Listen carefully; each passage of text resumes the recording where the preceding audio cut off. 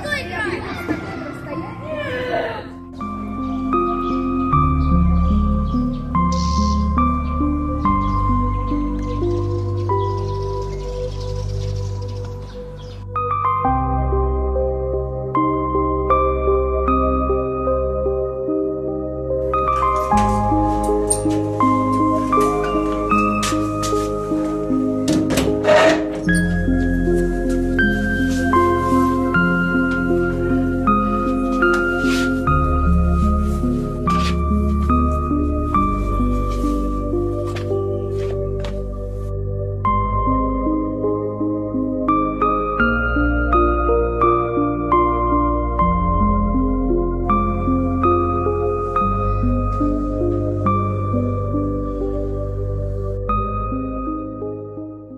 سلامتیت چطور؟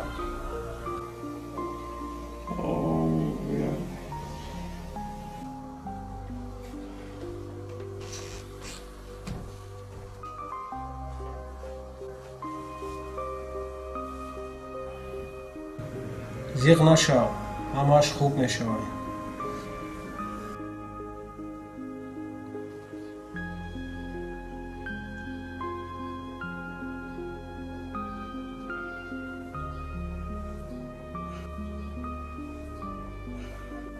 من حالا رفته از مغازه یگان چی گرفته بیایم؟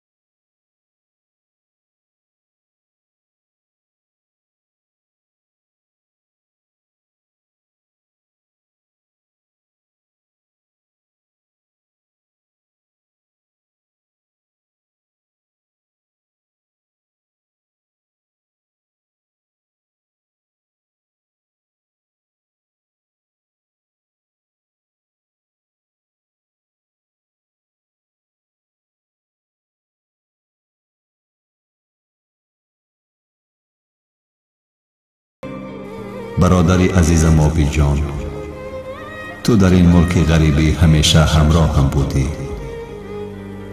در همه پستی و بلندی ها کمکم میکردی. از تو بی نهایت سپاسگزارم. در این غربت اکنون همه امیدم به تو است. آخرین خواهشی برادرانه من است و این است که مرا با دستان خودت به خاک سپار و این سخنان آخرینم را طریق پیامک به برادرم فرست تا اینکه امیدشان کنده شود و حقت را حلال کن دوستی عزیز.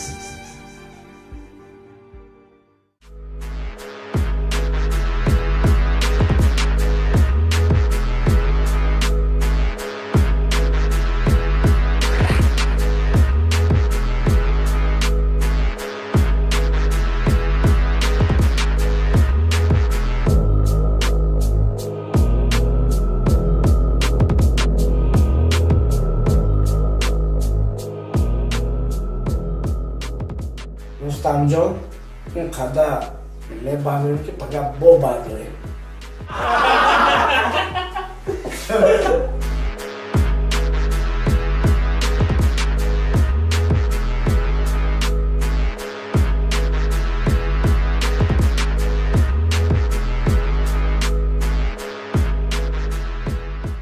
رستم تلفن تا بردو ممکنه کتر با نصیحت میکنه چی؟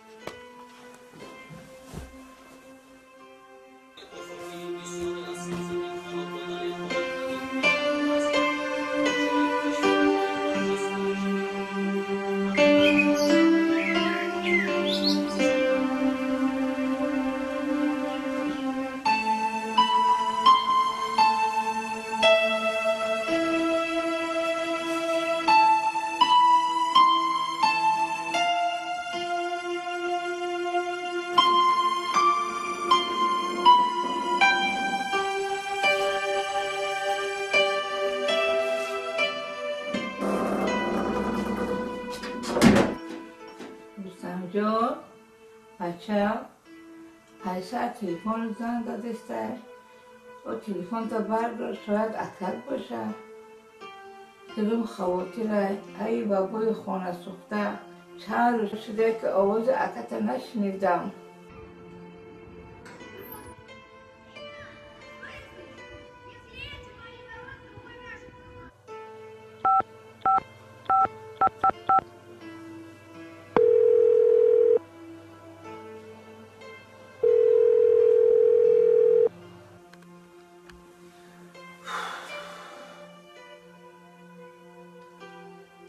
با چاسون پولی روان کردن مرا در بین دوستانم شرمنده کردی. گمان کردی که من به پول و نصیحت‌های تو محتاجم؟ هرگز نه. من این گوشی را به خاطر آچه جانت برداشتم. با تو گپ زدن میخواست است. سلام، رستم شمایی؟ تو کی هستی؟ من رفیقی اکد. نامی من اوبی. چی؟ از نصیحت‌های دیروز کرده شرم کرد که گوشی را به تو داد؟ اینترنتی مобیلیت رو به کار درار، همش رو میفهمی. باز برای من نافهما بوده است.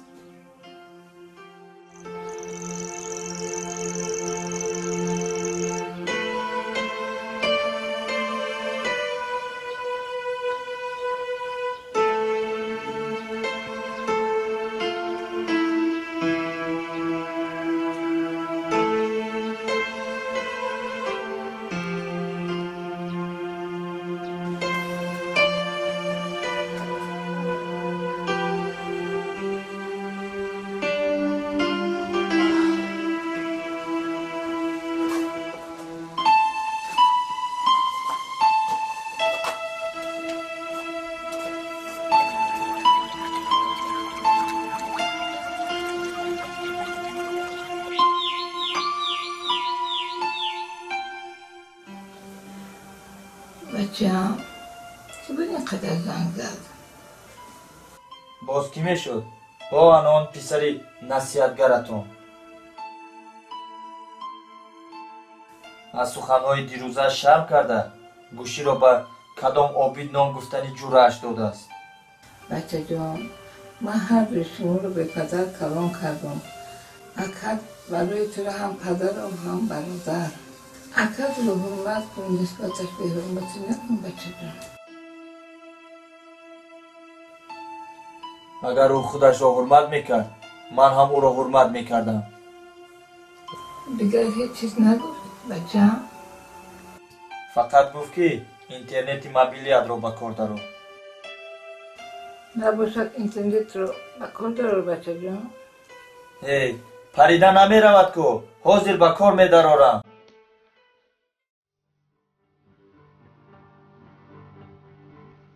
سلام بچه جانی عزیزم. امیدوارم که شما صحت و سلامت هستید. خداوند شما را در پناهش نگهبان باشد. دادرک عزیزم رستم جان، به تو نیز سلام. میدانم که از من زیاد خفه هستی. اگر باعث ناراحتی تو گردیده باشم، مرا ببخش دادر جان. این را فراموش مکن که تو را برابر جانم دوست می‌دارم. تیارم به خاطر تو و خاطر آچه جانم را فدا کنم، چون که یگانه دارایی من در این جهان فقط شما هستید. آچه جان، شما را بسیار یاد کردم. گاه خیالا خود را در خانه خودمان همراه با شما و دادرکم مثل هر وقت سر دسترخوانی با برکت تصور میکنم. گویا که خنده و شوخی کرده ایستاده اید. هنگامی که به خود میآیم، جسم دردمندم را در ملک غریبی دور از شما بالای بستر بیماری دیده جگر خون میگردم. آچه جان، از شما معذرت میخواهم، چون که نتوانستم در دم پیری سایبان شما و نگهبان دادرکم باشم. چند روز می شود با کسلی و بای عصر گرفتار شدم. حالتم بسیار وزنین است. آچه جان، دلم از پیش آمدی ناخوشی گواهی می دهد. رستم جان دادر شیرین، آچه جانم را به تو امانت می گذارم. شیر بچه من، اکنون از امروز سر کرده تو مرد خاندان هستی. پس در زندگی فقط می توانی با قدم های استوار حرکت کنی، وگرنه ضربه زندگی می تواند تو را از پای افشاند. آچه جان، زیاد می خواستم در نزدتان باشم و آن پایه های مبارکتان را که به هیچ زیر آن است ببوسم. ولی افسوس آچه جانی من، با تقدیر کار کردن نمی شود. در آخر گفتنیم،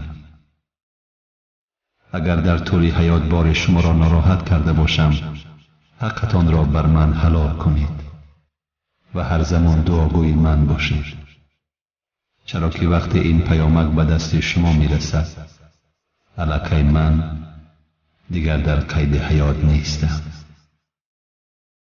با حسرت و اندوه بی پایان پسری غریب و غور مرگ شما، رحمت الله.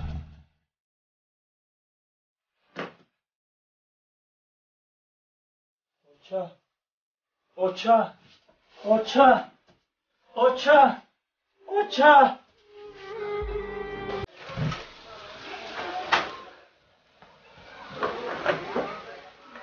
رستم جان چی گپه؟ اینجا؟